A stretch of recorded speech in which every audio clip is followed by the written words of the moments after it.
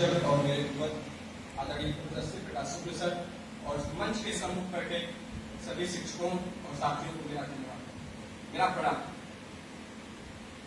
मैं सबसे पहले तो सर को बधाई देना चाहता हूं कि रविदास पर हिंदी आलोचना में जो स्थान रिक्त था, यह पुस्तक उस रिक्तता को मजबूती से प्रस्तुत करती है। जैसा दीदी ने बताया कि यह पुस्तक सेतु प्रकाशन से प्रकाशित होकर आई है, जिसमें 16 अध्याय 3 परिशिष्टों के साथ 402 पृष्ठों की एक किताब है, जो निश्चित तौर पर साहित्य प्रेमियों को आह्लादित करने वाली है। वैसे तो यह पुस्तक हमारे बीच फरवरी में ही आ गई थी, लेकिन सर के शतपूर्ति समारोह के चलते थोड़ी सी देरी हुई और आज पहली बार इसका लोकार्पण आचार्य रामचंद्र शुक्ल सभागार में हो रहा है। इस पुस्तक के संदर्भ में दो बातें कहना चाहता हूँ। पहला यह, सर ने इस पुस्तक में रविदास को पहले कवि के रूप में देखा है, बाद में भक्त और संत। माने उनके रविदास के भक्त रूप को सर ने द्वितीय स्थान दिया और कवि रूप को प्रथम स्थान। साथ ही साथ मध्यकालीन कविता में के लिए तैयार जो प्रतिमान थे, उनकी जगह पे सर ने एक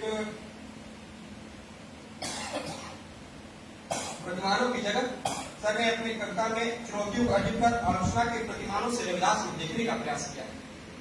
रविदास मध्यकाल की सांस्कृतिक विरासत ही नहीं, उनके सामाजिक उपलब्धि थी। रविदास एक महान संत ही नहीं, बल्कि वह एक विलक्षण कवि है, जिनमें एक वैकल्पिक सृष्टि रचने का सामर्थ्य है। रविदास द्वारा एक वैकल्पिक सृष्टि रचने का जो सामर्थ्य है, वही उनको एक महत्वपूर्ण कवि के रूप में स्थापित है।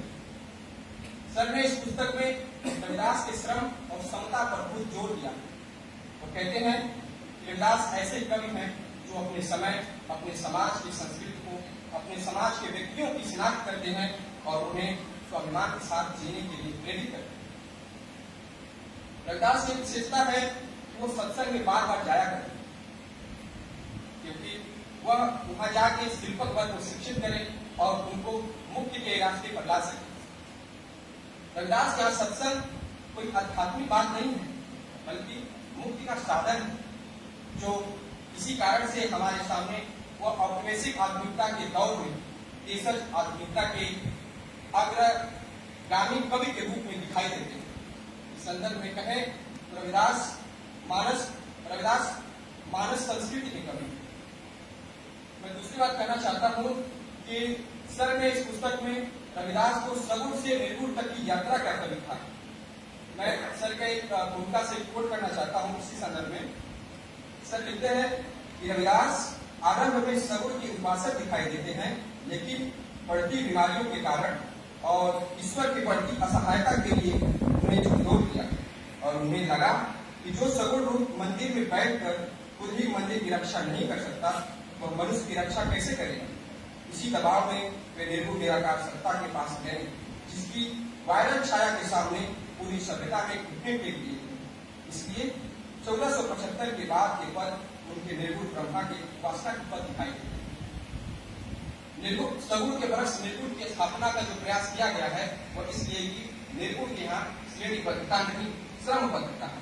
अतः रविदास श्रेणीबद्धता के नहीं, श्रमबद्धता के कवि।